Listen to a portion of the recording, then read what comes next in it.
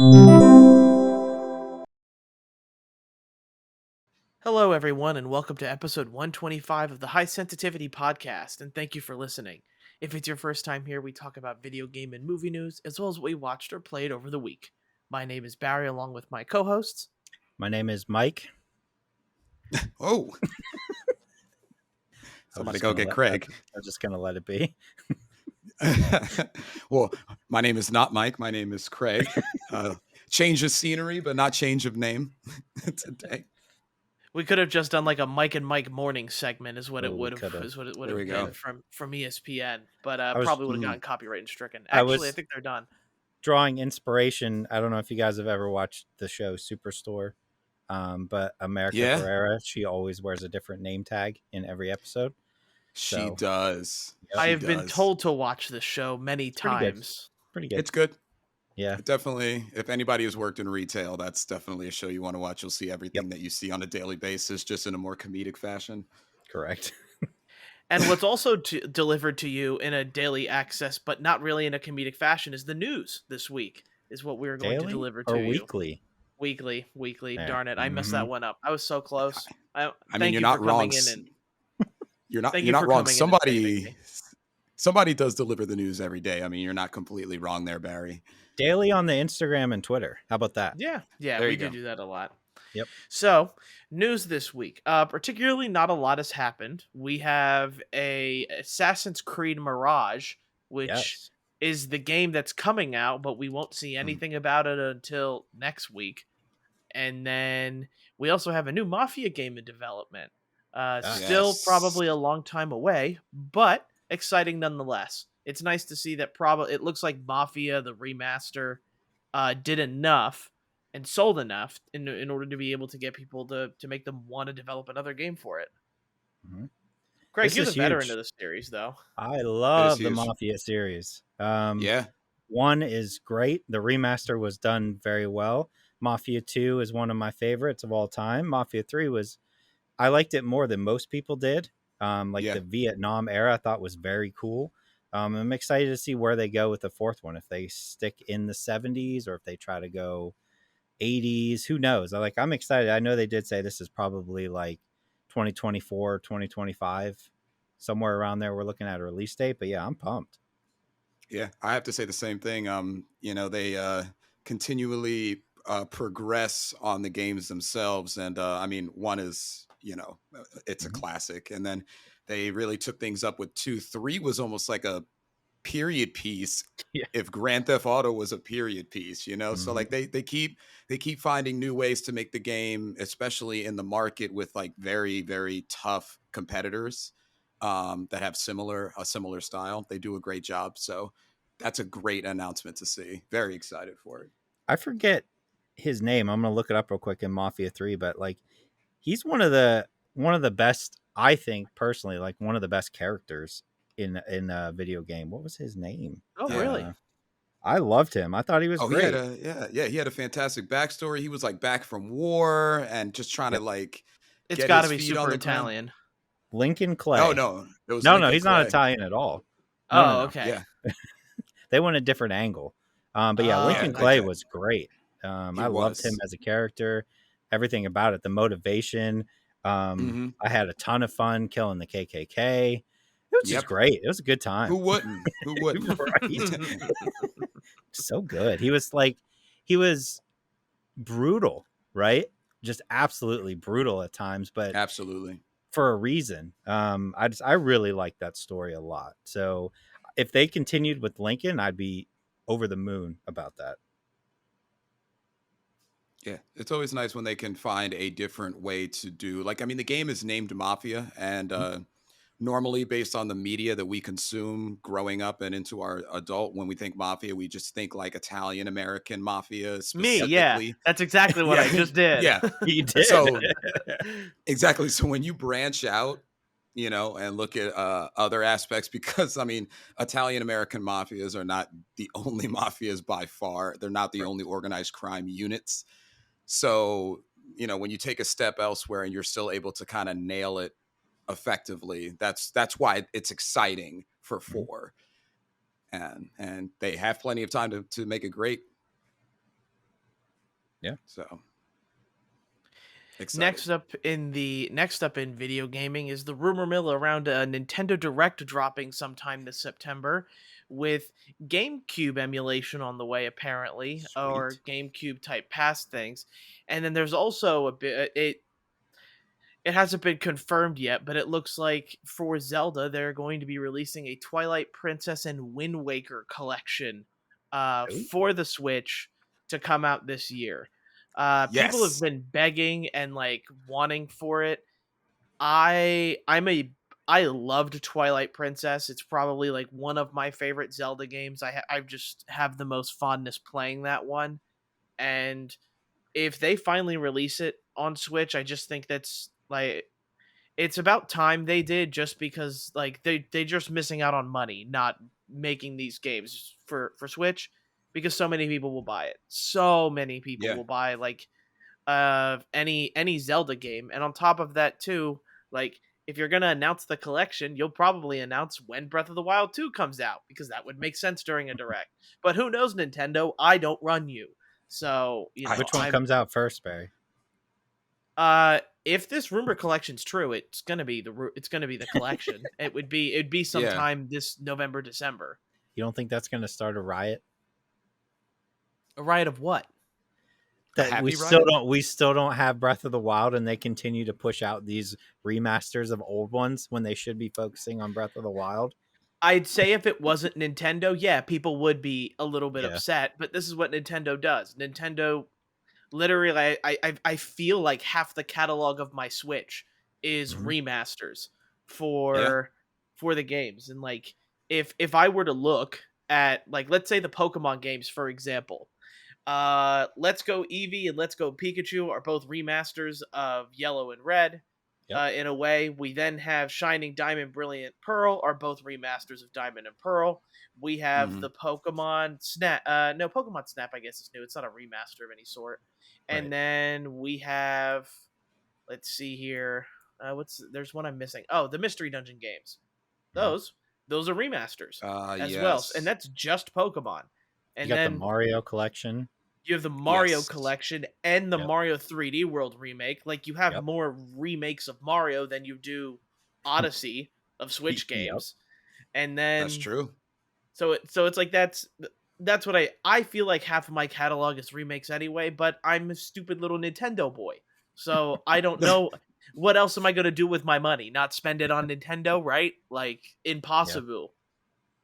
Well, let me ask you this then. Which one would have people more up in arms if Nintendo came out and said, Breath of the Wild 2 is coming, but we're going to put our focus on releasing the re-release of these two Zelda games? That's one. Or if Rockstar said GTA 6 is coming, but we're going to work on a remaster of GTA 4 first. Oh, wow. Because I'm trying to find an equivalent of like games that people really want. And I think Breath of the Wild and GTA 6 are like pretty close, right? Yeah.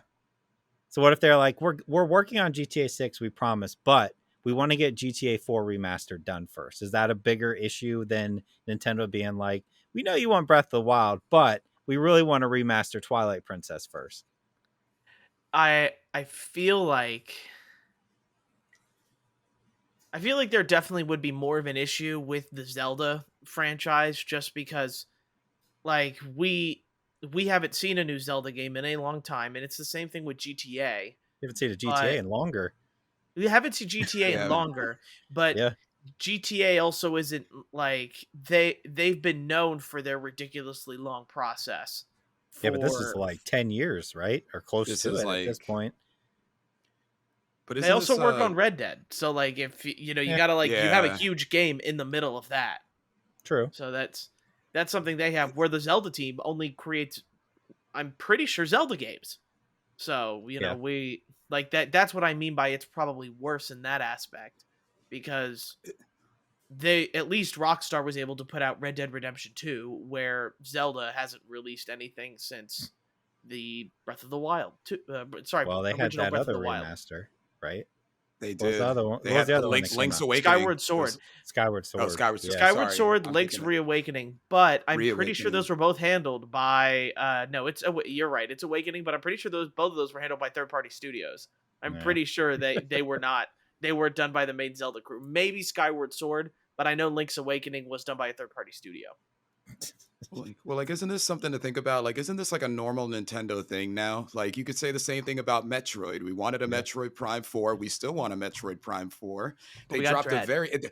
we got Dread, and it's not like it's not a remake or anything, but It's not a there's knock on it always either. Dread's really good. it's not. It's a standalone game. Yeah. I loved it from start to finish, but I feel like there's a lot more games in the Nintendo world where something else gets dropped to appease the Nintendo fan, while the other ones are being made, or while hints are being dropped of them being made when we think about Metroid Prime 4. Yeah. I don't know. Like, I could just be whistling Dixie, but that seems like something that happens. But I don't know. I just think it's, in general, it's getting ridiculous, the amount of remasters that are getting chucked out there at this point. Like, I like remasters if they're done well, but like, I also like new stuff. Like, I want to play new games. I don't want to play GTA 4 again. I want to play GTA 6. If I want to play GTA 4, I have it installed on my Xbox. I don't need a remaster. I'll tell you what, though, there is a very small demographic, myself included, which you guys are aware of, that did not have the pleasure of having the Wii. Was not a primary Nintendo game system holder, let's say in their teens to like early, like late adulthood. I guess I don't know if you call 30s late adulthood. What I'm basically saying is I've never played Wind Waker. I haven't played that grouping. So like when Skyward Sword came out, I was excited because I didn't play it. Now, that's not a lot of people. There's definitely a smaller group that are probably like me that just miss that cluster of Zeldas that are, Twilight Princess, Wind Waker, all that jazz. Like, if they want to drop these remasters, this is like a new game for me. So I'm excited for it. Yeah. But I can see, how you wouldn't be necessarily. It's just another $60 game for you to pay for, when you've already played it. I mean, it's not aimed at me. I don't like Zelda games, so they can do whatever they want. They can do. Yeah. But I wanted to let you guys get into any other news topics before I went into before I went into the Forspoken stuff that I mentioned last week. Sure, I got two quick ones here I can run through. The first one that I put it up on the Instagram as well, if you saw it earlier this week, but the Activision stuff with Game Pass and Microsoft confirming that Call of Duty, Diablo will be on Game Pass, and possibly World of Warcraft. The World of Warcraft one kind of caught me by surprise because I never got into World of Warcraft, because at the time I was like, oh man, $14 or $15 a month to play a game, that's ridiculous, as I'm paying for Xbox Live, but like at the time I was just like, this is so dumb. But if they were to put World of Warcraft on PC Game Pass and it includes that subscription, I would actually try it out. And I would be I'm like negative 1% of the population that has never played World of Warcraft. But like, I would be 100% ready to jump into that if it was included in my Game Pass subscription. And also on top of that, the potential, and I mean, it's not confirmed, but the potential that you could see Diablo 4 and even Modern Warfare 2 game or day one on Game Pass is insane. That's insane. Like, insane. That is wild to me that we could get both of those games day one included. I think we could see a price hike if that's the case. Oh yeah, we'll pay it. Yeah, that alone is enough. What's your max? What are we at right now? Are we at like 15? Aren't we at like 15? Because I have to say, like if they tell me it's going to be $25 a month, I am going to be very pressed to kind of. I'm trying to think about the people who are. I know it's not as big as it was, but there's still a huge population still playing Warcraft, right? And they're paying $15 a month right now. So if you tell them that it's $25 a month, but you also get the Game Pass catalog, they're going to get all of those players pretty much, I would think. Majority of them. Probably most of them, I was just I was just kind of thinking like $25 for me a month would probably end up being like, okay, I got to pay $300 a year for this Game Pass. And I get it. Right. I'm getting a ton of value, but Mhm. $25 or like if we end up seeing it toward like 30 or 35, that might be the point where I got to be like, hey, I can't do Ultimate or Yeah. anything like that anymore because it's just going to be too much money a year. I don't think they They put it should. that high. I don't think they No. would either, but I was just, I think throwing out 20. hypotheticals. Yeah. If they put it up that high, they should hike it up, and then they should do like a yearly, a yearly option where you could buy a year and it would be like $50 less or Yeah. something like that. I don't know. I'm still waiting for Xbox to do that. I hope they listen to this show, somebody, because I'm like waiting for that moment because I'm a big pay up front for the year kind of guy. But That's fair, especially if it saves you money. Yeah, exactly. yeah.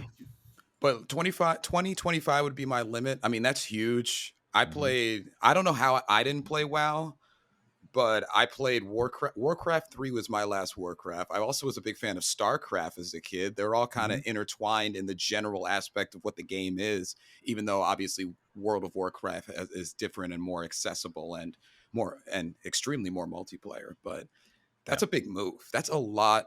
That's a lot of very popular, long-standing games that all of a sudden have day one access, and it's one less game that you have to worry about pre-ordering or just inevitably like that aspect. Yeah, that's big. But I don't get my really cool pre-order stickers. Nope.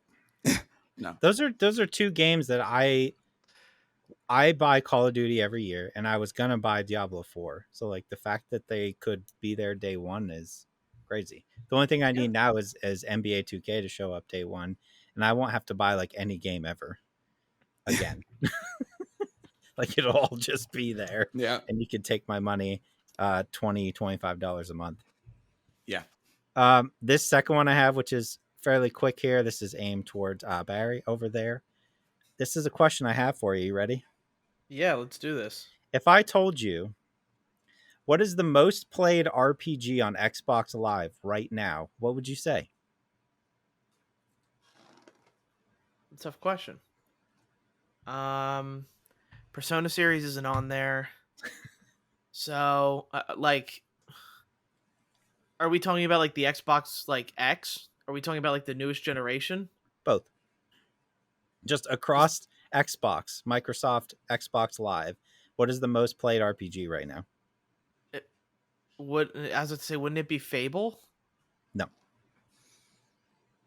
You're gonna tell me it's Kingdom Hearts. I'm not telling you it's Kingdom Hearts. Damn it. What I will tell you has just come out as the most played RPG on Xbox Live as of right now is Fallout 76, baby. What? Disgusting. Disgusting. Wow. I knew I had to bring this up just for you. People have no self-respect. How? Now it is on Game Pass, so that's probably part of the reason. But just based solely on you and I's experience with Fallout 76, that aspect, that fact that came up this week absolutely blew my mind. It must be in a much, much better state than it was when we played it. Has to be. But man, was it bad when we played it. And the fact that it's like the most played thing on Xbox right now, RPG wise, is just insane to me. I would have guessed Elder Scrolls Online personally, because that's also on Game Pass. I didn't even think Fable was a bad guess. That was like a good opening guess. You know? For sure. But... Yeah, I thought I was pretty. I thought I was pretty on brand there. I was like, you know what? Let me think outside the box. No, I'm not playing it again. Do you want to re-download? We could all play it together again. Yeah. You know, that would be a fun thing for the High Sensitivity podcast, most likely. But I don't know if I'll ever recover. No, I don't ever. think so. We were burned so bad. Yeah. Barry, if you can recover from Resident Evil, you can recover from anything. So, well, at least Resident Evil was a good polished game. Yes. You know, Fallout 76 at launch was the hottest piece of garbage I'd ever happened to step on. Yep. Agreed. Oh, that's all I had, though. Ever. I got that game for free and I wanted my money back. Yep. Me too. Me too. I actually still think I have a free code for it somewhere. Oh, my God. I wouldn't give that to my worst enemy. People deserve better. Especially from that studio, and they know better. They were Mm-hmm. just trying to cash grab. Well, it must be good now. Like, I'll give them a little respect if they took the time and fixed it. If it's, doing pretty good now and is close to a good Fallout experience, like, I can't fault them for that. Yeah, and clearly studios have retroactively tried to make their bad games good. No Man's Sky, looking at you, Cyberpunk, even looking at you, Biomutant. Yeah, I said Biomutant again. Yeah, dropping a PS5 version without proving anything about the actual game. Ugh. I died on that. I died on that ship, man. I believed in that. You did. You really believed in that game. I was all in. I thought the concept was so fantastic. I was some games you just have a feeling, and I was wrong. I was wrong. I have a quick one. This is also semi at Barry as well, just because I know what he has. Apparently, based off of Twitter and a collection of not only pictures but posts, people are getting their Last of Us Firefly editions, and they're being delivered with like creases in the package, marks. Like they're basically not being delivered the way they should be. And as we all know, the Firefly edition is not only going to some a collector's item, but to others a collector's item. Like like whether you're playing it or you're not even gonna unwrap it, like you're buying it because you're a huge fan. And I was just looking through the news, and apparently this is not just 1, 2, 3, 4, 5, or even 10 people. Like a lot of people are getting a mishandled edition. I could absolutely see it. Like it is shipped in a fairly large box, and in this week's games, I don't have any games, so I'm doing a box art review. So, in that box, and like the thing is, I will say one, I'm impressed by Sony because I ordered it Friday at midnight and I got it Saturday morning. Wow. From Sony. So and that's really fast turnaround time. I don't know where they were shipping them from. Impressive on their part, but I do see where that issue would come in just because the boxes are a bit bigger. You can't fit it in a regular like bubble mailer for a video game, and because of that, like mine did have PlayStation wrapping paper inside, but I have to say it was very little. There was definitely a lot of air where if, let's say, for whatever reason, a 5-year-old happened to get a hold of my package, could definitely shake it up and down and you would hear it moving. Kind of space in there. But in this week's box art review, I don't have any issues on mine as far as I can tell. Is that, you wonder if that's like a UPS or FedEx issue though? I would say so. They most likely went through UPS. At least mine did. I know my other one as well also got sent through UPS that I'm also giving to Craig here. It's not for myself or reselling, I should say. I'm better than that. And no. Yeah, like I don't know, like people really wanted this Firefly edition. I was really surprised to hear how many people wanted it. I was lucky to get one, I want to say, but the way they packaged it, maybe they could have delayed it and maybe it come to me on Monday for slightly better packaging. But people want their stuff now. This is the kind of society where I gotta have it now, and if I don't have it now, it takes too long. Yep. Yeah.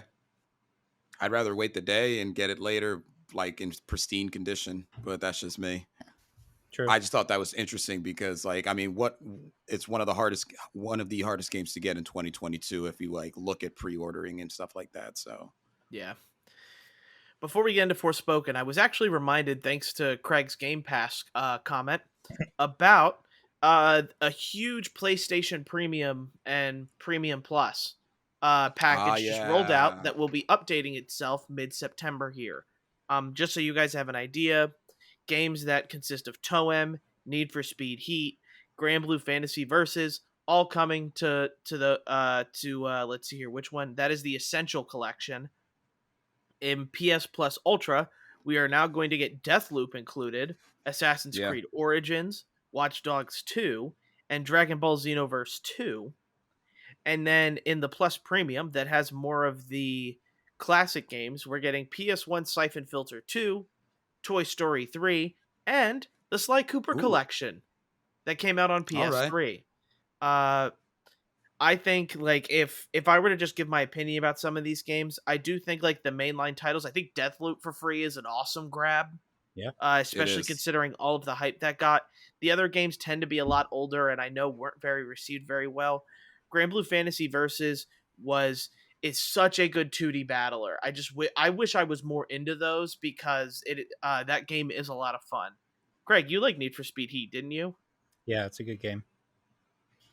And then on top of that too, for me, like a big the Sly Cooper collection added to the catalog. Awesome. I finally can play it without needing to do the whole weird stuff with PlayStation Now that I wasn't a big fan of. Yeah.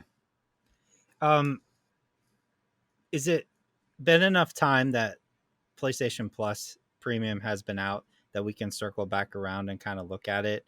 Because me personally, I know when this was coming out, we said, hey, we got to give it a couple months and see if they keep adding to it and see if it's worth it. Because as it stands right now, I don't think they're doing a very good job. Personally, we had Stray, right? But besides Mhm. Stray, what have they added? Yeah, Not a I'd have whole to lot. look. I'd have to look. Yeah. Maybe that's something we delve into next week's Yeah. podcast as well, with when Yeah. they updated things, what's on it now, what you would Mm-hmm. consider playing. Because I'll be completely honest. Like for me and my PlayStation, I'm primarily just playing the new games that aren't coming out on that stuff. Other Right. than Stray Yeah. that came out day one, like the thing I play on my PlayStation is Apex because I'm addicted again. Yep. I play The Last of Us, Soul Hackers 2. All games are not on, Mm-hmm. Premium Plus. That's not necessarily Sony's.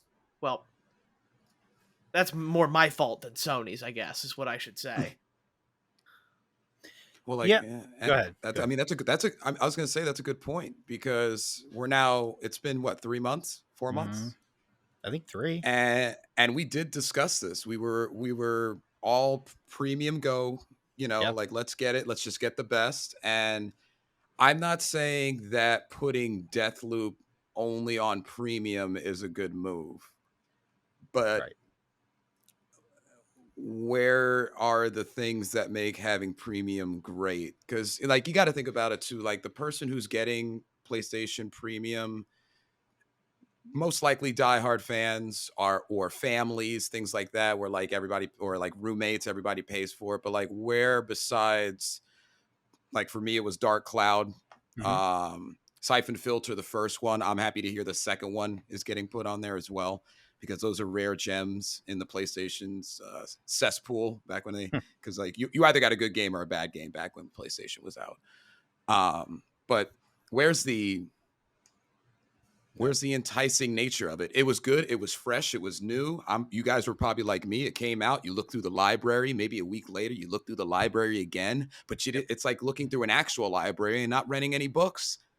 You're like, oh, Yeah. this library's cute. Look, they put it in the heart of downtown. It's right next to a coffee shop. You go a couple of times and then you don't rent any books. That's what this feels like to me. You go Yeah. and you look around. You're like, I'll play that later. I'll play that later. But they're not giving anything that's making it feel more premium. Right. I mean, Like, I downloaded Neo, right? And like I'm still playing that. And that at first initial look, I was like, oh man, I never finished Ghost of Tsushima. I'll try that. What was the other one? Death Stranding, right? I'm like, oh man, Death Stranding, I never finished that. Oh, Neo, I never played that. And there was something else I downloaded too, but like since that initial wave and those PS1 games, like you said, like I've been checking every month when they do the list. And me personally, I look at it and I'm like, okay, Need for Speed Heat, right? Like that's been on Xbox Game Pass for like 6 months. That's already over there on PC as well. And all these other things, I'm like, you haven't added anything since that first month that's worthwhile besides Stray. That's been like the one thing. yeah. And that was good. But yeah, I just don't. It's like 4 or 5 things a month, which is about on par with what Xbox does. They usually do about anywhere from 5 to 10 a month, but they're still coming out with like, hey, these are day one games, like boom, boom, boom, boom every month. You got like at least 4 or 5 day one games every month, whereas Sony's done one so far. You're right. Yeah, with the day one aspect of things, what I do want to mention is like I'll say right now on Xbox and PlayStation, like I haven't used really my Game Pass, so to say, for the Xbox stuff because nothing's really come out that I really needed to play on Xbox. but I do know that I'm going to get things like Plague Tale Requiem. I'm going to get things like Scorn. Scorn. God Yes, forbid I there's forget another one, that. another episode. Yes. And like with that kind of stuff, I at least know that Xbox is coming out with those day ones, where with Sony, we really haven't heard anything about other day ones coming to their platform. It's all games that are much older. And Yep. for people who maybe try to game on a budget or game on a deal, I think that maybe like Sony's platform is really good for that right now. You're Yep. getting pretty good games that you might not have played or got lost in the shuffle. And if you have it, great, you can play it. But for someone like me who's already played Origins, has played Heat, has Yep. played Grand Blue Fantasy Versus, so it's like these games I've kind of already checked off, and I'm already too busy drowning in probably 7 other games in my backlog. Yep. So, Yeah. I haven't looked at either PlayStation Premium Plus or Game Pass in a while, just because nothing really new or AAA has come out on those streaming subscription based services for a couple months now. 2 Point Campus. Yeah. 2 Point Campus, correct. Yep. I'm trying to think what else like bigger has come out. That's the only one I'm thinking of right now. I mean, there are 4 games that are coming on Game Pass between now and December that I want to get my hands on. And like, I'm not as excited for Scorn. I am going to play it, but High on Life, which is the Justin Roiland Rick and Morty game, Requiem, and Pentiment. Yeah. Pentiment. Yep. I don't know why it was so hard to say that, but those are 4 things in a 3-month lineup that Game Pass, I love their layout, has set.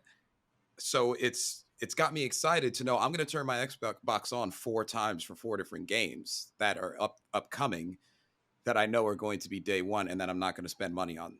And I think PlayStation needs to kind of up their game in that aspect as well. I mean, it's still new. It's still in the infant stage. So you got to work through that. But I mean, it's 3 months, 4 months. That's a long time in the video game world.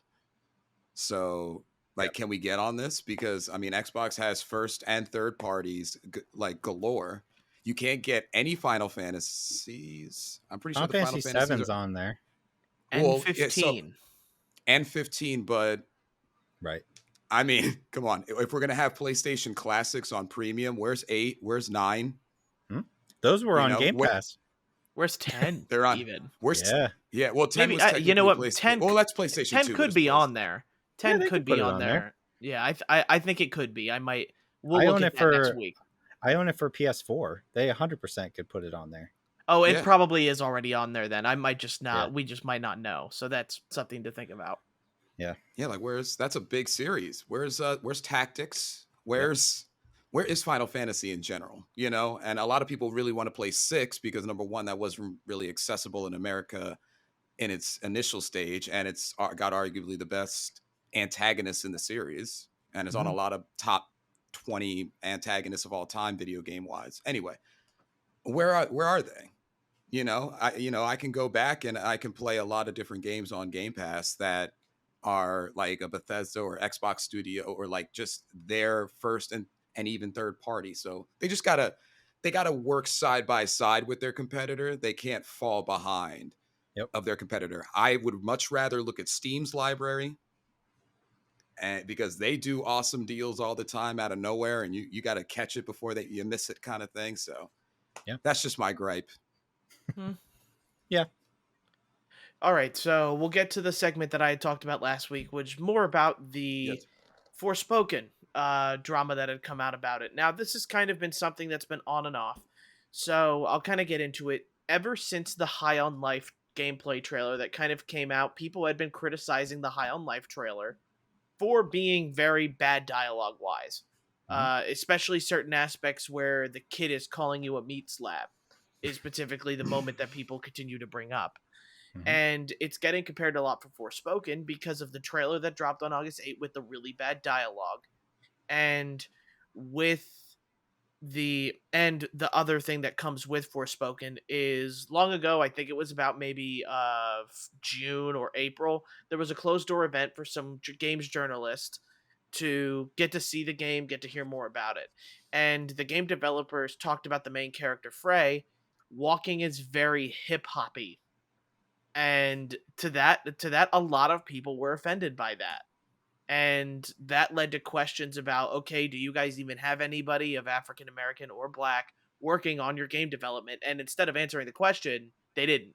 They just refused to say anything, which probably made it even worse. They don't. So yeah, they don't. it's That's Square what Enix. that says. They don't.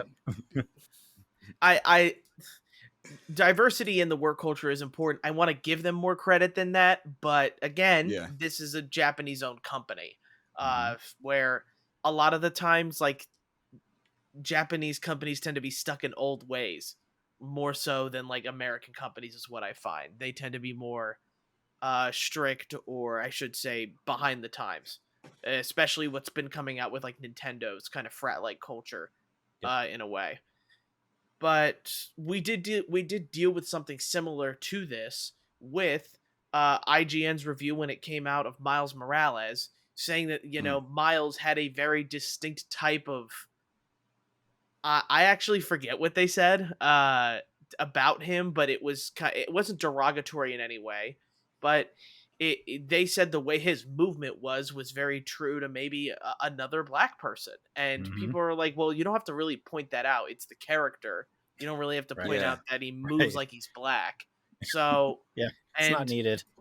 And if this affects anybody, it'd be Craig. Craig, our resident black person on the podcast. He really has an air about him as a black person. I can't wait to get canceled for this. I can't wait for them to be like, Barry did it again. Barry's trying so hard to walk a fine line. And I'm trying to provide some sort of laugh, but Craig laughs about it. He knows I don't mean any ill intention. No. I mean, I think the way you reported that is very it's very newsworthy, in the way that you did it. Like it's a very, very dicey topic.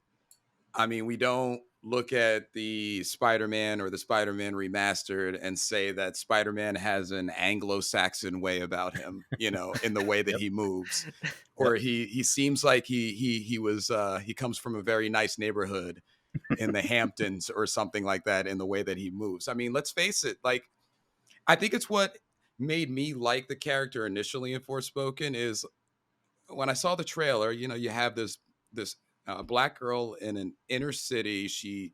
The city didn't seem like much of the story. It seemed like she immediately got teleported into this fantasy world. So it didn't seem like you spent a lot of time in the city. But I enjoy, as many people do, seeing video games represent themselves. Represent them, as in myself or like whomever is playing. So we talk all the time on this show how we love the how more female protagonists have entered the fray in very, very successful big budgeted games, and it's the same thing for different ethnicities and things like that. I don't know how people still end up giving interviews and end up saying things like hip hoppy when they're talking about somebody's movement. Mannerisms or movement. Yep. It's frustrating. And now to give a black person's view, now I'm going to pay heavy attention to the Forspoken game that I have pre-ordered from a developer that can't seem to accurately and PC in a PC way explain their game. Right. So now for me, I'm going to be paying more attention to the dialogue of the game or more attention to what they say about the game because this was said. And that shouldn't be a thing that I should be playing it to escape. This is why we play video games, to escape our world, not to have our real world seep through. And I don't know, just it's really interesting to see, and it's just I'm embarrassed for them. I do know that I didn't want to cut you off, Barry, but I'm sure that you were going to talk maybe more about, or at least announce that they have something along a lines of her fingernails being a customizable aspect in terms of her powers and such like that. Now that looks more crappy. it didn't. But like when you combine all the things together, now it looks more now it looks more crappy. Is she going to have a customizable weave as well? You know, like these are some of the things, and like I'm joking in jest, but like, and maybe I don't think I'm being too harsh as of right now, but these are the things you have to think about, and we'll see how it looks. We'll see how the game actually plays. I'm sure she does have a good movement because the game they've spent so much time delaying it. She should be moving in a correct way, but you know, it's just another one of those things that just kind of makes you roll your eyes. I don't know how you guys feel. So. Well, again, you know, it's more about a Square Enix company, Japan owned, being kind of behind the times. Yeah. And I don't want to be too critical on it because it's just one person. That one person said that. That might not be an entire reflection on the entire studio. I feel like that is a very harsh criticism for people to be like, oh, this studio obviously doesn't respect black people because of one person's comments. I definitely think that's rough. They probably should have maybe planned it, maybe had a script, who knows. That's just my opinion on things. Probably needed a script to maybe avoid them, or have a script writer read over it to make sure that, you know, you aren't saying these types of things, because it didn't need to be said. But it didn't. This was definitely something that was, I feel like this term was probably said during like the game development, where somebody was assessing how frame moved and went, you know what, I'm gonna tell you something. Yeah, it's not hip hoppy enough. We need more hip to the hop. I need a hop to the hip. Yeah. How can we add that? I heard they recently added more hops to it, you know, if I want to do a super bad quote there. Oh my God. But like, think about it too. Like when a kid misbehaves and swears, where does the family think they heard that swear word? You hear it at home. So if it's one guy, it's kind of like where you're going along the lines. And I don't want to point fingers or cause a witch hunt here. That's not my intention. But when somebody says something like that, you got to think they heard it at home, aka the development room, aka the studios, aka their coworkers, management. Somebody said it, you know, for you to come out with that specific adjective. That's not even an actual adjective, right? You know, in the Webster dictionary, you know? So, but anyway. But like, you bring up a good point too. It shouldn't be necessarily, we don't know how the whole studio is. And Craig, I'm sorry, I know you probably have something you want to. No, you're good. I was going to say, it's reminded me of, since Barry, you and I play a ton of Apex, right? It's reminded me of when Lobo was coming out, and specifically the voice actress for Lobo was like, oh, it's so cool to be the voice of somebody who's not overly sexualized. And then Lobo comes out and she's overly sexualized. You know what I mean? It's just like, just not hitting the mark you're supposed to hit. It's just so like, I don't know, wildly off on what you're saying. Is just, I don't understand why this keeps happening at this point. Like, you should be able to figure out the correct PR terms for your characters, you know? Or in the case of Apex, like, there was some miscommunication between the voice actress and the actual character that she was doing the voice for. Something wasn't communicated because she was under the impression that she was putting forth a performance for a strong female character, and Loba is, but then she became, when she finally came out, just overly sexualized, and she still is, right, to this day. Yes, yeah, they didn't change anything. They left out the sexual. They left out the sex part of Loba. The know, strong, independent female, sexy is what they left out there, and then released it as such. And it's not like you can't have. Again, you have to be careful, but like, it's not, you can have female characters that are sexy, right, in the right way, but like, it was just that was so off the way that came out, where she was like, yeah, it's a strong woman, and they're like, she might be, but also, have you seen her? Have you seen the character that you're doing the voice actress for? Did you get any of the concept art? Did any of that get over to you? I don't think it did. Yeah, right. Yeah. And also, on a side note, that this may age me, and I'm hoping that, Craig, you also pick up on this, but Forspoken, if you take the main character and switch it to a male. I don't know if you ever saw the movie A Kid in King Arthur's Court growing up. Oh, I believe a long I time don't know. I ago. just get a lot of that. Like, that's the first thing I Yeah. thought of when I saw this game. I was like, oh, it's A Kid in King Arthur's Court, the Yeah. game. You know what I mean? Like, that's what I Yeah. got. Yeah. But yeah, that, and I also kind of want to give, not benefit of the doubt, but like, I can almost see them in their boardroom thinking up the ideas for Forspoken, and they're like, hey, what's a cool idea that we could equip different powers, that's something that hasn't been done before, something completely new. And somebody back there being like, what if you equip different fingernail polish or different fingernails? And I'm like, that's a new idea, I've never heard of that before. But then they totally botched it. You know what I mean? Yeah. Like I want to give them, like, that is something I've never seen before, ever. Yeah. But then they ruined it. Yeah, and you're right. It's a good idea. And then, but then when you combine all the things that are said, now that's all we're thinking. Yeah, exactly. Like, that good idea just became ruined now. So thanks, guys. Yeah. Yeah. Appreciate it. Yeah, but I want people, as they're listening, draw your own conclusions, do your own research. Took me a little bit to find like some of the research and everything that had been going on around it. Like, I am going to hope that because of this bad PR that's kind of come out, and maybe, you know, they've delayed it so many times, I'm hoping that maybe whatever super stereotypical or maybe anything that might have been like kind of offensive maybe has been fixed or taken out of the game. And maybe since then they might have gotten someone's opinion that is of the African American or Black community, and then maybe got their opinion and went to enhance the game furthermore. I'd like to see that. We haven't heard that happen, but I'd like to maybe think that, okay, you know what, they realized that they probably should not have said that, should not have done things the way they did. Let's like actually get someone to come like do it, because we should have been playing this game 3 months ago.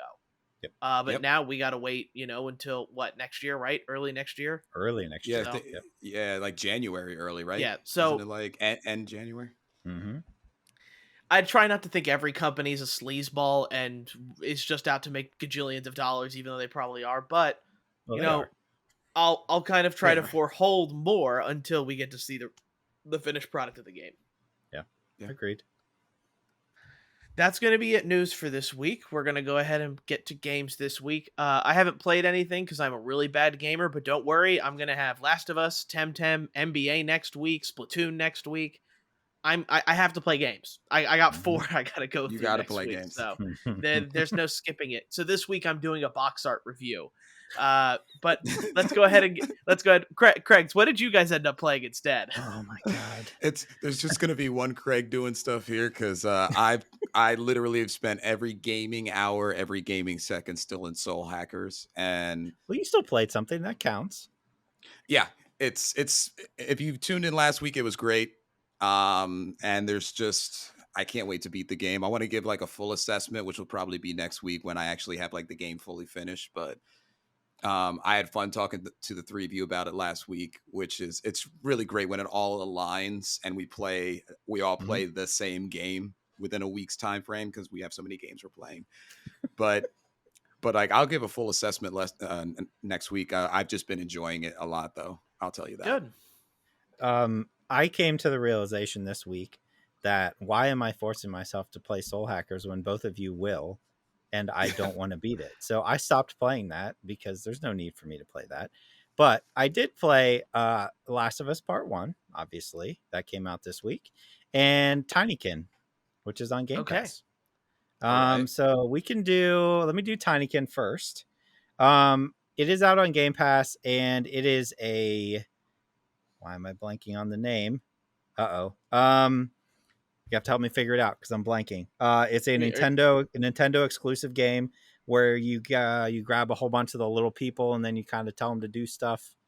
It just came out on Switch not too long ago. It's got, oh my god, why can't I think of it either? I know I have the what are you looking plants? Like? I have it here.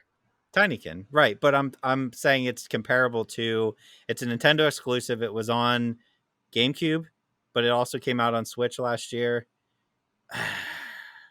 And I'm blanking. You know it, Barry. They're all different colors. You collect all of them, and you can send them out. Pikmin. Woo! There it is. Thank you, Barry. That's what this game is. Sorry, I don't know why I blanked on that, because as I'm playing it, the whole time I'm playing, I'm like, oh, this is Pikmin. But and then time comes and I totally blanked. But anyway, yeah, this is essentially that. You are a explorer of other galaxies, other planets, and you happen to find this planet that you go to, which is actually just a house, which is kind of funny because you're very small, but it's a house. So each room is like a different room. Each world is a different room of the house. So the hallway, the kitchen, that kind of stuff. And you're collecting all these little tinykins. And when you have enough, you can have them pick something up or open a door. Everything we've seen before. I think the art style is very cool. It's kind of a 2D Paper Mario type style, at least for the main character. It's decently fun. I don't know if it's a game I would spend money on, but again, it's on Game Pass. So like if you have Game Pass, you can go check that out if that interests you at all. So it's one I was playing, and then Last of Us came out, and then I stopped playing it. I'll probably go back to it though. But Last of Us Part 1. Do you want me to do the box art review for Last of Us Part 1? Let's see the box art first of the Firefly edition. Yeah.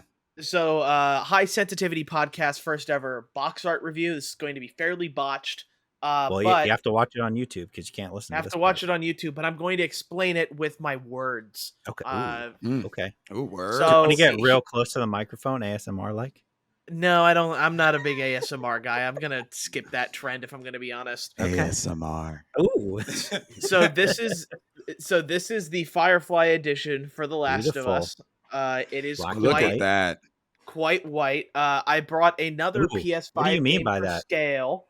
Yeah, quite what? What do you mean by that? You're trying to cancel me. We just had a segment, Barry. We just had a segment. Unbelievable. That's huge. I could see. That's huge. I can see how it can't fit in a mailer. That's quite large. Yeah, that's why I figured I would Would like use this tool one hackers. PS5 games. It was literally just what was on top. Sorry. But is your PS5 even in that room? In this room here? Yeah. No, it's not in this room. So why is your game in there? I brought them up. I literally went downstairs and got the games. Okay. All right. Continue. So that's the front art, and then the back art as well. It's not anything spectacular, just more kind of art stuff, and then all the DLC stuff that's on the bottom there. As I open it up, I will say when you buy this game, it's not covered in cellophane wrap. It just has like sticker here and a sticker up top. Very easy for opening. I liked that. I didn't have to get a knife for the cellophane stuff. Plus for them. You open it up, and this is the steelbook here. Primarily black and white with some specks of gold. Allow me to eject it. Hold on. One second. Okay. Bonus points if there's a physical disc in there.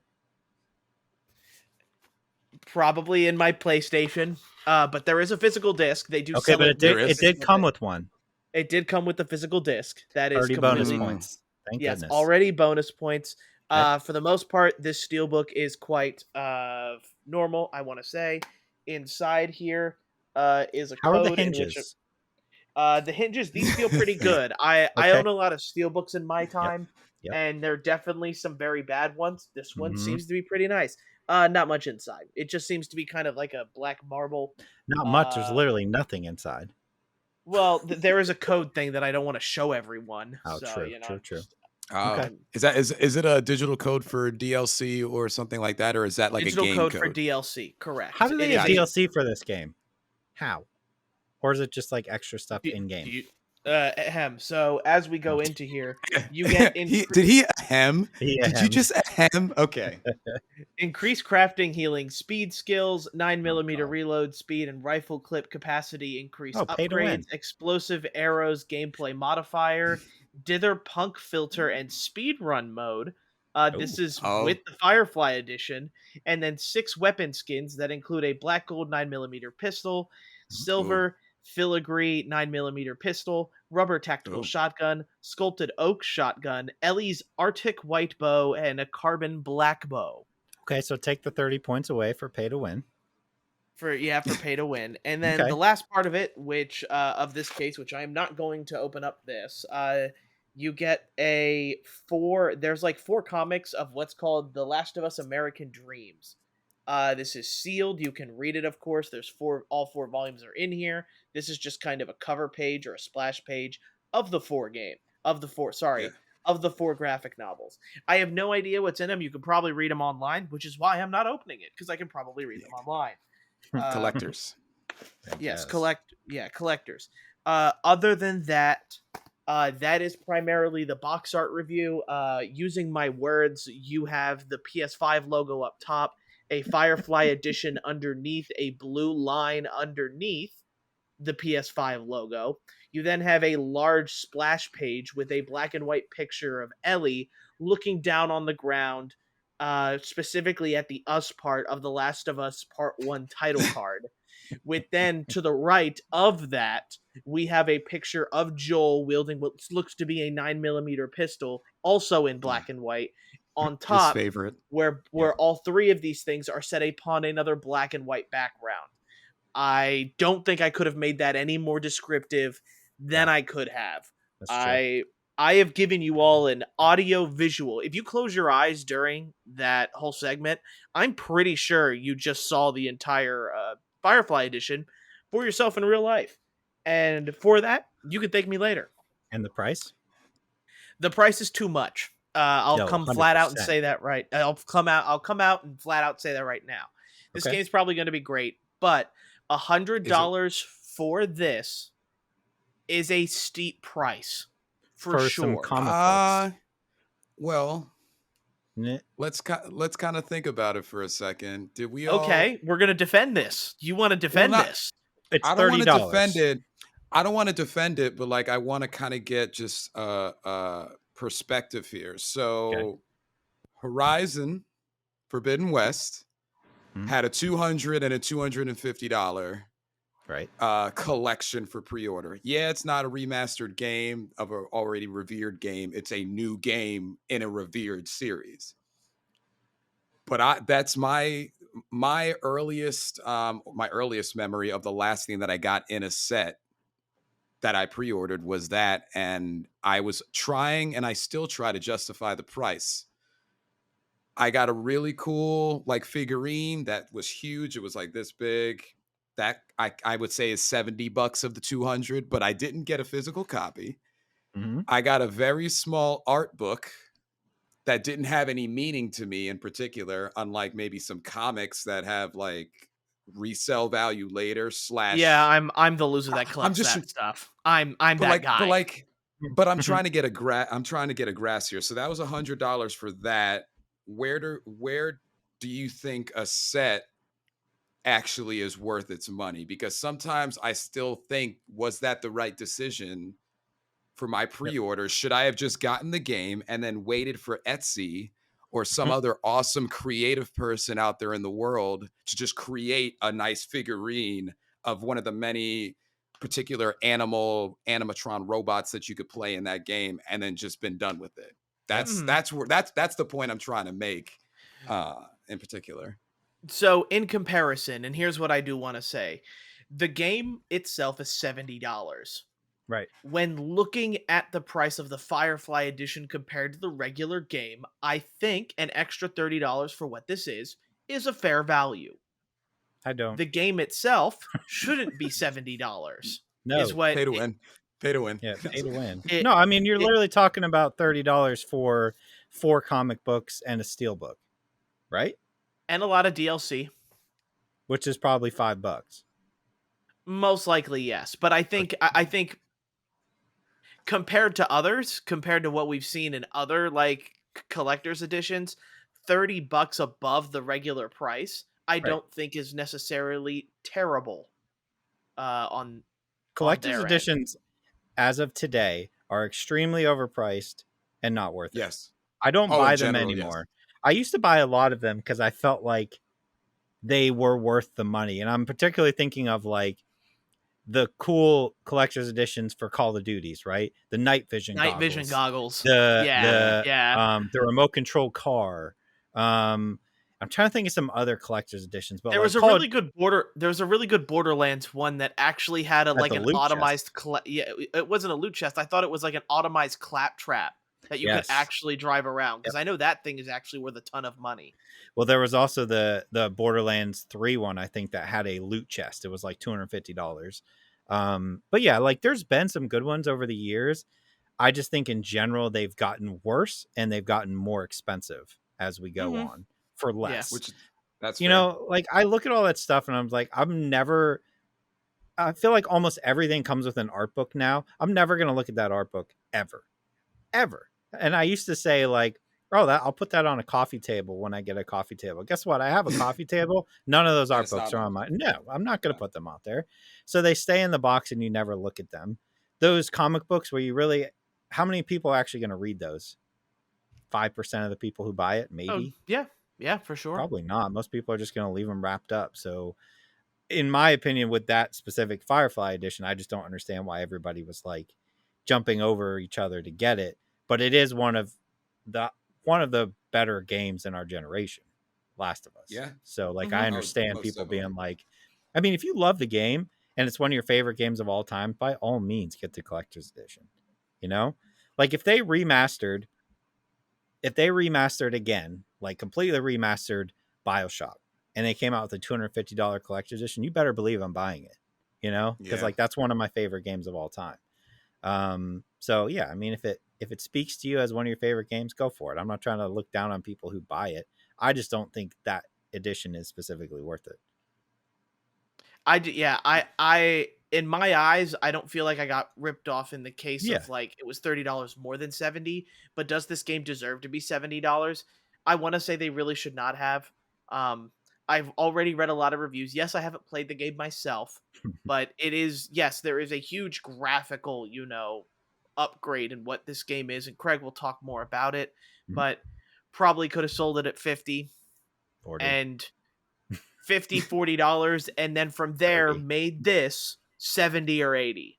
Yep. That probably would be should have an been the easier move. pill to swallow for many people. Let's be honest. Naughty Dog and Sony knew that people would pay $70 for this again. Oh yeah. So why not charge it, right? They knew people were going to pay $100 for that edition. But yeah. So yeah. So the game itself. Let's talk about the game itself. Consumerism. First and foremost, I now judge all remasters solely against Demon's Souls. That's just what I'm going to do from here on out. I feel like that's the bar. I feel like that's the bar, right? That's the bar. Right, because you look at, I know it's not completely fair to say like, all right, look at Demon's Souls that came out on PS3 and then look at the Demon's Souls remake that came out on PS5. It's night and day. Like insanely different. It's almost a new game at this point, right? And they actually, that's a really good comparison because they both of these games came out originally on PS3. That's exactly why I brought it up, because I know people are going to be like, well, that's kudos not, to Craig. Kudos to Craig. Slow clap. That was in my head. Probably In my head, as I was thinking of that, I was like, people are going to be like, well, it's not fair. It is fair because Last of Us came out on PS3. So did Demon's Souls. Same generation. Now, Last of Us looked better than Demon's Souls on PS3, 100%. But anyway, that's Demon's what Souls I'm judging. Go ahead. Just so we're aware, Demon's Souls was one of the first games that came out on PS3. Correct. Where The Last of Us did come out toward, I think, later. the end of it. Yeah. But that's still right. Take the and full disclosure, I bought Last of Us on PS3. I bought the remaster on PS4, and here we are with another remaster on PS5. Ridiculous. Now, I do want to start out by saying my personal opinion is the game does look good. I think Last of Us Part 2 looks better on PS4 than this does on PS5. And I don't...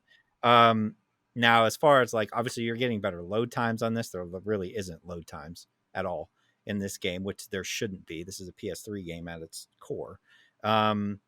There's things that I know way back when we did the review of The Last of Us Part 2, right? There was things that I remember bringing up that I immediately saw here, specifically when I shoot somebody in the head, exactly where I shoot them, there is a hole in the head and a corresponding blown out hole in the back of their head. I liked that in Last of Us Part 2. They brought it here. So they're using the same engine, obviously, right? That being said, this game is not worth $70, and I hate them that they're charging this much.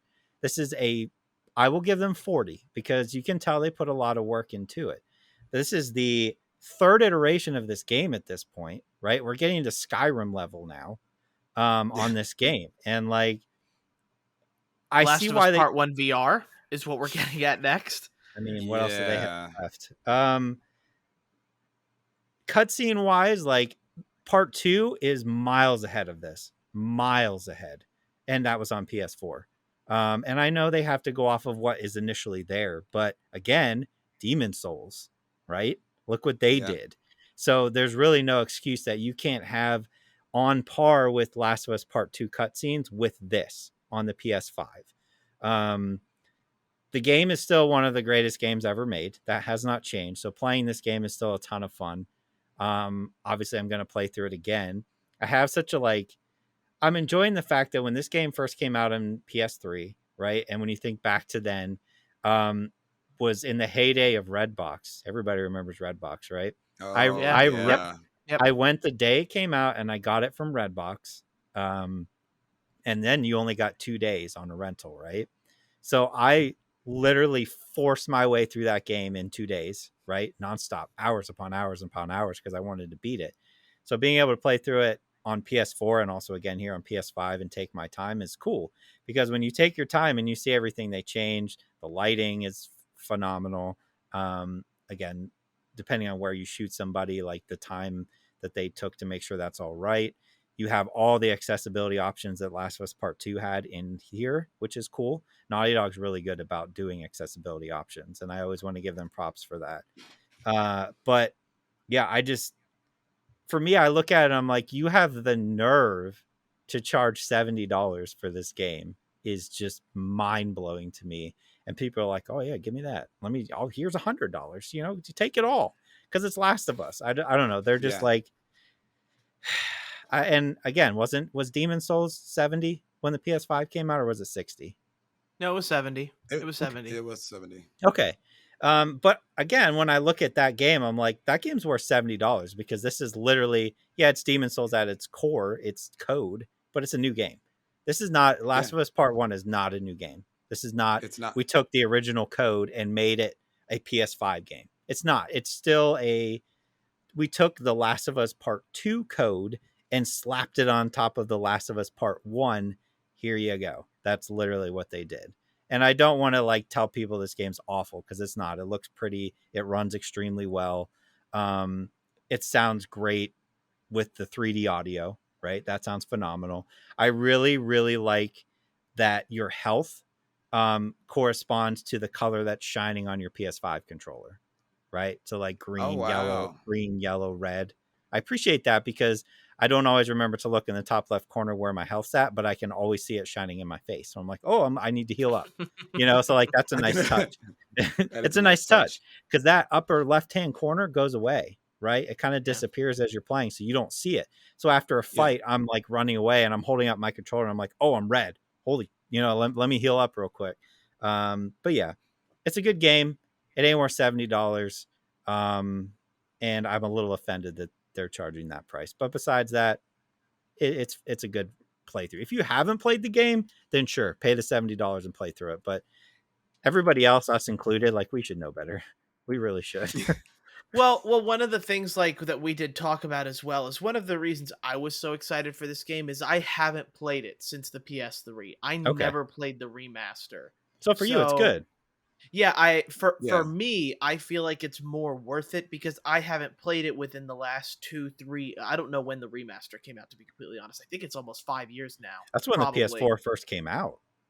Yeah, that's true. Yeah, so like it's that kind of thing where I haven't played it in such a long time that, and I was going to ask you this question: had you not played The Last of Us Remastered on PS4, and like went from, and instead this was your first experience remastering this game, do you feel like your opinion would change at all?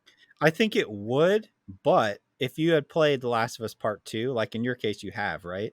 Yeah, of course. You're going to look at it and be, I think you're going to be tainted, because you're going to be like, oh, this doesn't look as good as Part 2 did. As opposed to if you were coming in and like the only thing you remember is Last of Us on PS3, and then you play this, you're going to be like, oh my God, this looks phenomenal.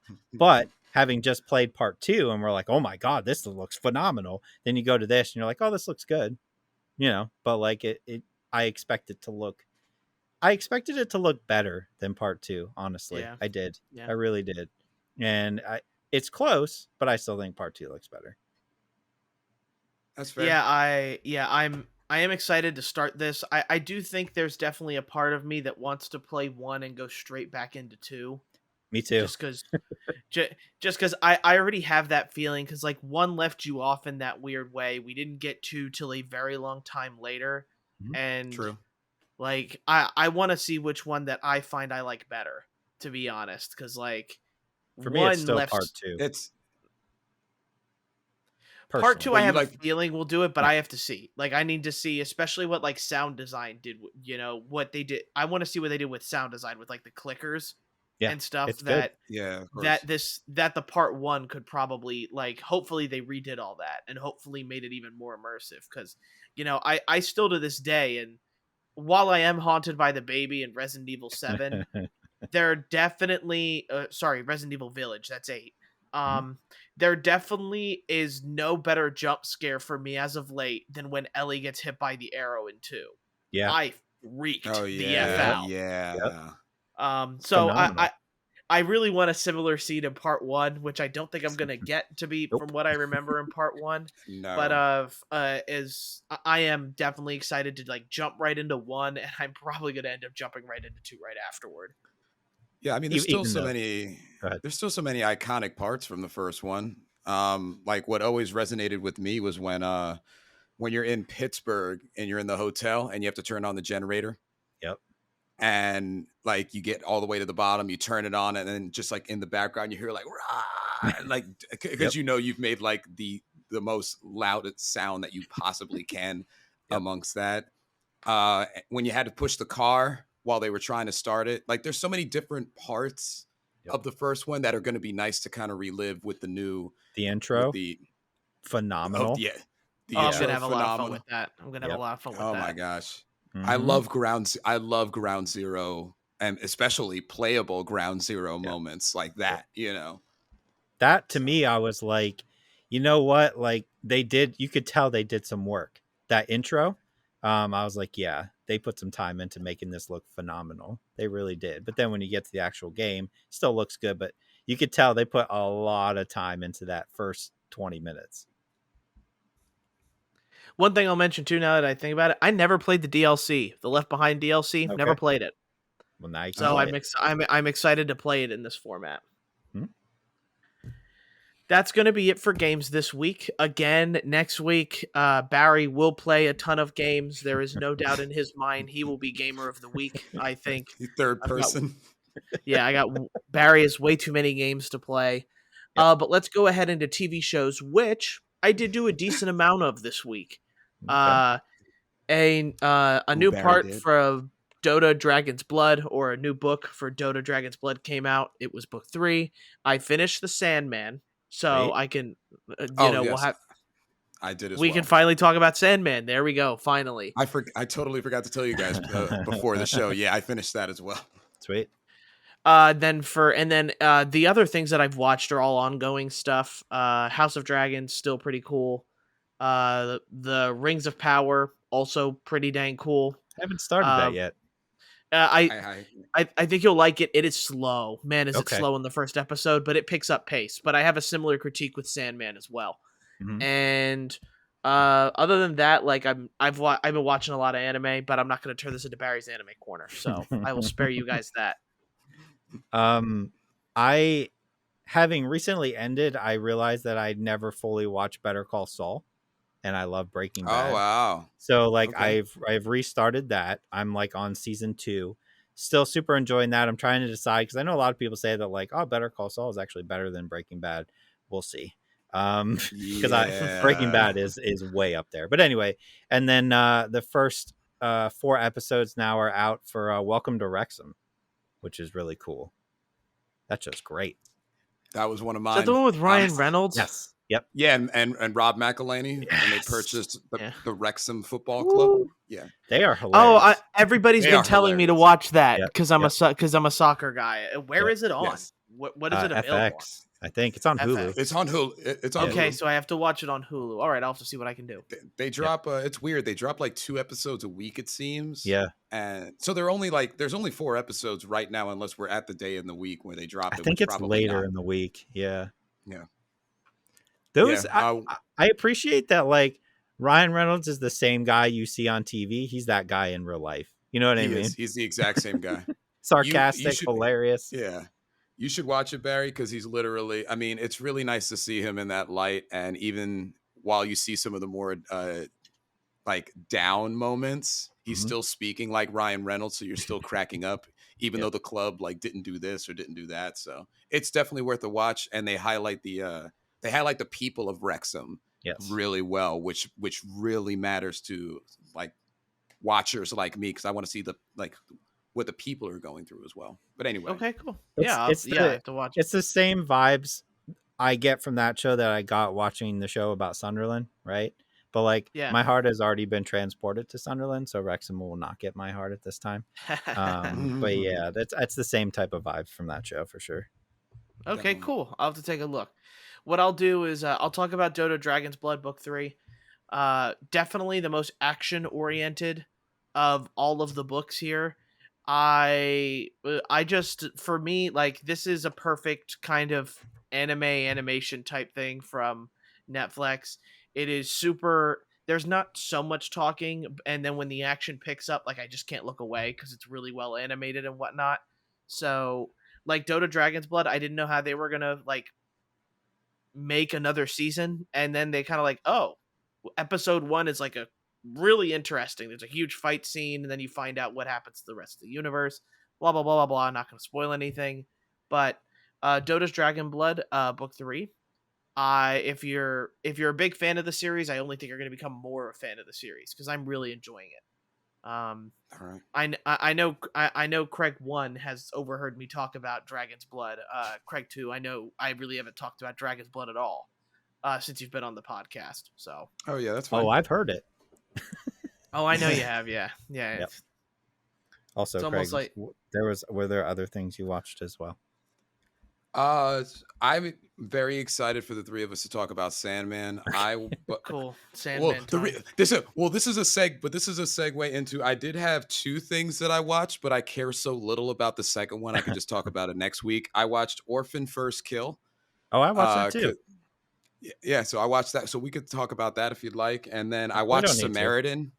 Yeah. We don't need to talk about Samaritan either. I also watched that. Yeah. So I would much rather talk about there's only one thing I want to say about First Kill, and it's just I like Julia Stiles, and she was great in it. That was it. That's really isn't it fair to say both of those movies, Orphan First Kill and Samaritan, when you watch those movies, you can sit back and go, that was a movie. Yeah. The only other thing I will say about Orphan First Kill, and then I don't have to say anything else really about it, is I did enjoy it. Okay. More than I enjoyed Orphan, like the original. I don't know about that. I don't know about that. Now we can debate that, but that is the one thing that I will say is I thought it was a little bit more enjoyable. That's the adjective, enjoyable. I can give you that. I think I still prefer the first one, but I can see that. Mm-hmm. Yeah, and Samaritan is that's a thing. It's Sylvester Stallone, and that's about it. Sylvester Stallone. It's a terrible superhero movie. It's so bad. It's bad. I was so excited for it too, and it's just not good. Me too. Sandman. Let's do it. Yeah. Sandman. So did you end up watching episode 11 as well, Craig? Mm. All right, cool. Yeah. Just making sure. Just because there's the bonus. Cat episode. Yeah, the cat episode. Yeah. Mm-hmm. So weird. So overall, like, and this was warned to me also by my roommate who finished Sandman long before I did. Incredibly shot. It looks fantastic. The CGI is incredible. I could definitely see where all the budget went in this show. It is slow. Like, and you know, the reason it's taken so long is because I watched 6 episodes straight and I was like, this is boring. And then, I don't think it's slow at all. I think there's a lot of, and it might just be me, but it feels like you spend episodes 1 through, I guess, 5 or 6 I with know where you're San going. Yep. with Morpheus trying to look for his items. Mhm. And you really don't know what the Corinthian is up to.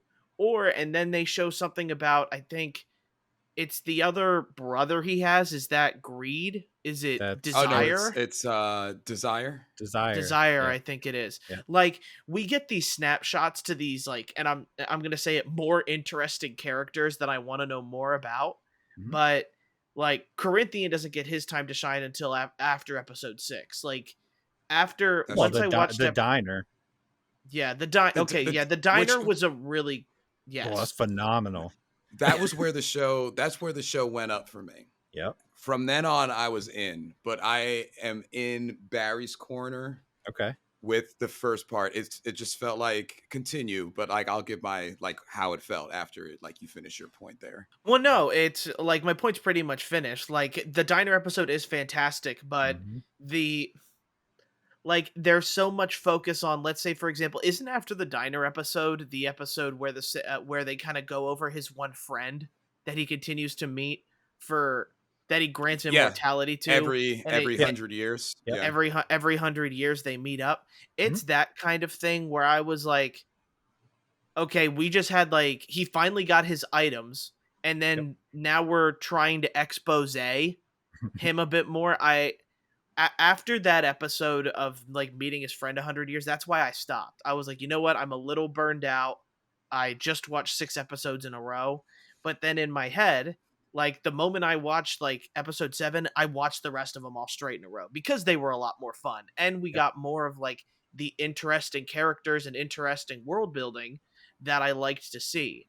Where the, I think it's kind of weird that the main point of the show is the vortex with Rose Walker, Mhm. and she's not introduced till three ep- 3 episodes before the last one. Mhm. And you'd think that you would spend more time focusing on the Corinthian a bit more, because his sort of thing, I think, is like kind of the coolest. I really wish we got to see more of the eye teeth, but that's probably expensive CGI, so Yep. they made yeah. him wear sunglasses most of the time. But like, the moment the Corinthian came on screen, I was like, wow, this is cool. Like, he kind of steals the show Mhm. for me He in a little does. bit ways. Because Morpheus, while like dark and brooding, is also dark, brooding, and boring. So He's like a more boring server as Snape. Yeah. Yeah. That's what he is. I mean, this is. Uh, Go ahead. No, go ahead.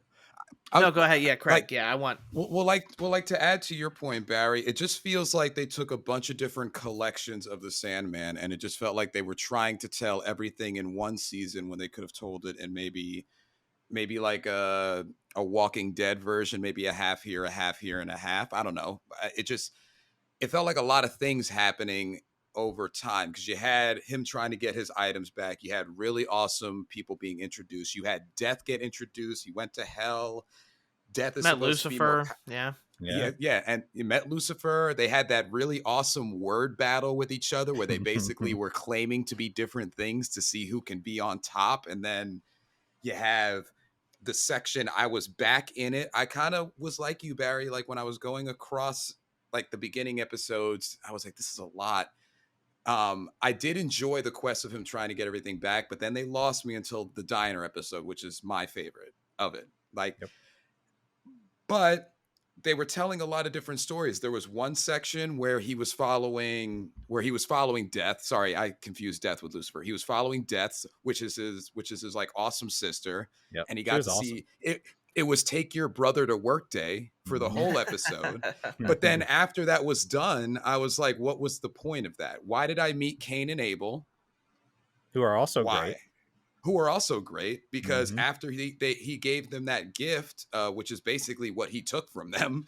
Yep. You never saw them again except for like maybe a itty bitty part there. So then that's done. And then like it was just, I just feel like they should have told it in a couple of seasons, And they or have more coming. and they have more coming, which I mean, I don't know much about the Sandman portion in terms of the comics, but it looks like he has a lot to be able to tell. Mm-hmm.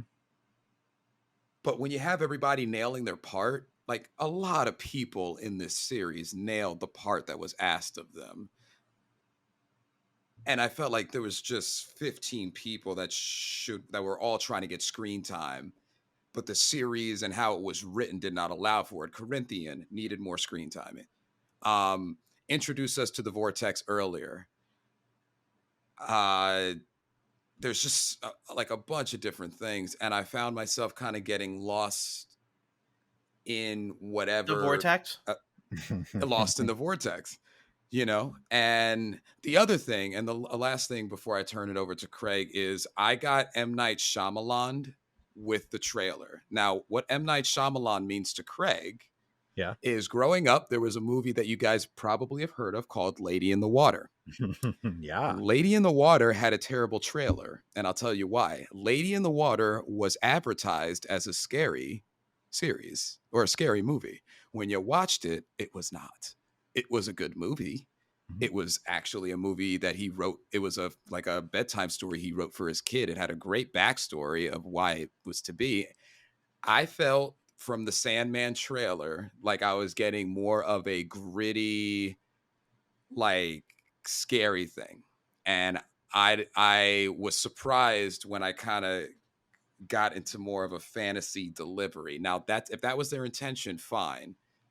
But when I saw the initial trailer of Sandman, I thought there was going to be something more jumpy here, or I thought I was going to be kind of led down that path. Now, it was well shot, it was fantastic, and it was well acted. I interpreted the trailer wrong.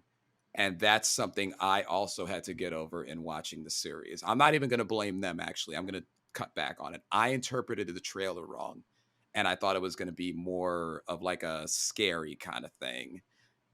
So that's the hump I had to get over.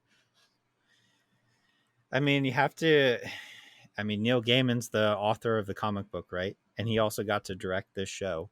So this is exactly how he wanted it to look in his head, right? I think, and I see this a lot with new shows, is that first season, they're like, all right, I have to get people familiar with this host of characters so that the following seasons, you know who they are, and then you can spend more time with them. And I do agree with you. I feel like he was like, all right, well, we have Morpheus. We have to set up, well, obviously the Corinthian is like the main antagonist in this season, right? But I also have to introduce Lucifer because she's going to be important. I need to start introducing Morpheus's brothers and sisters because obviously they're going to be important in incoming seasons.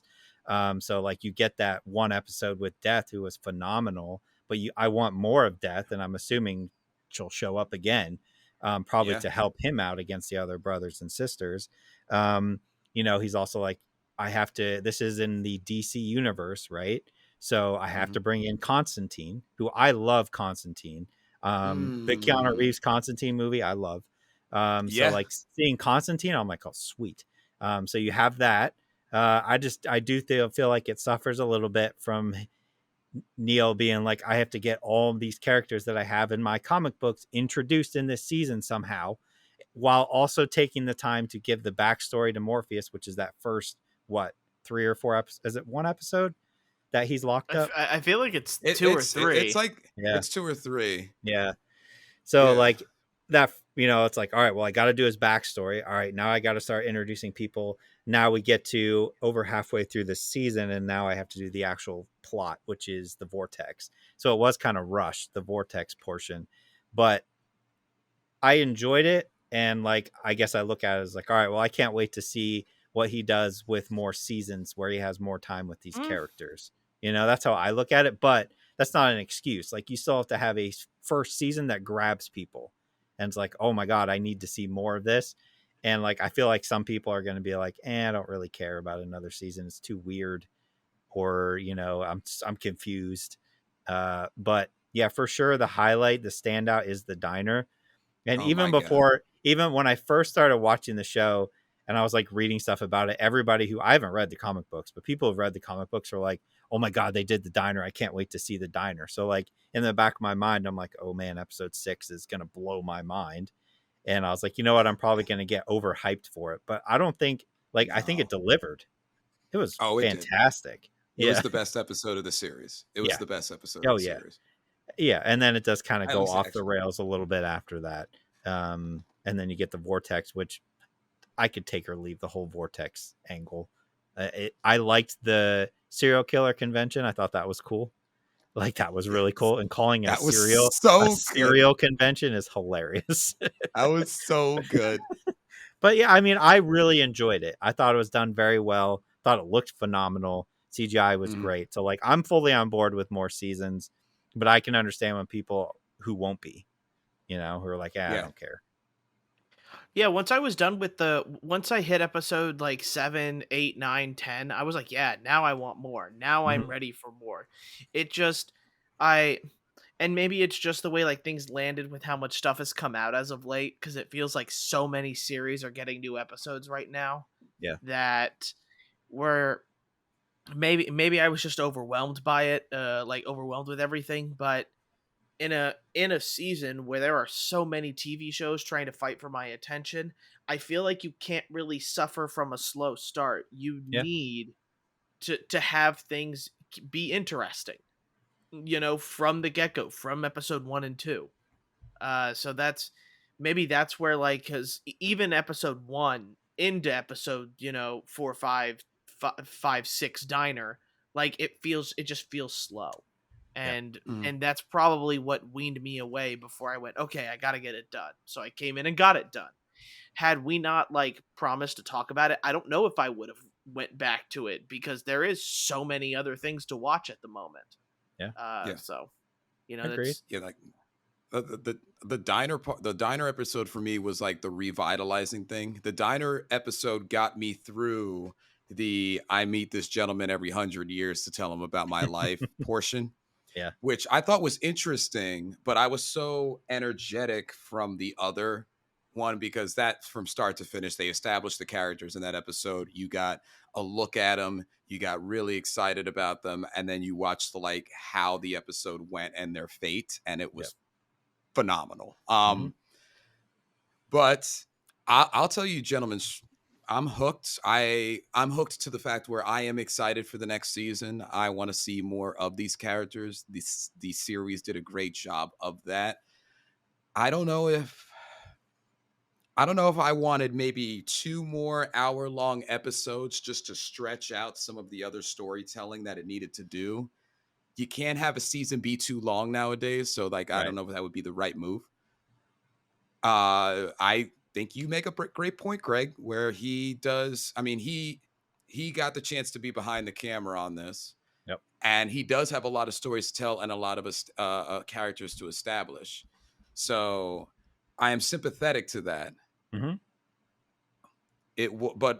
it was hard to get through a couple of parts of it. You did have to kind of just like, let's go, like just do it. Like, come on, let's just get through it.